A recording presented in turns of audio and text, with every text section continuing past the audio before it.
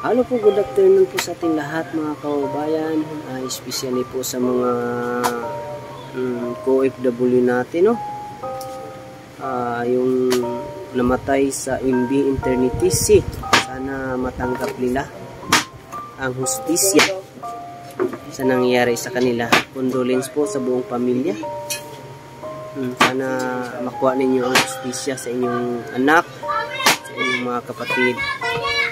At saka i-pray po natin mga kabaro, no? Mga kapatid na maligtas ang mga hindi pa nakita na mga crew ng MB Internitis. Mga kapatid, hindi tayo magsawa mag-pray sa ating mahal na Diyos, lalo na po kung nasa barko po tayo. Ayan po mga kapatid, no?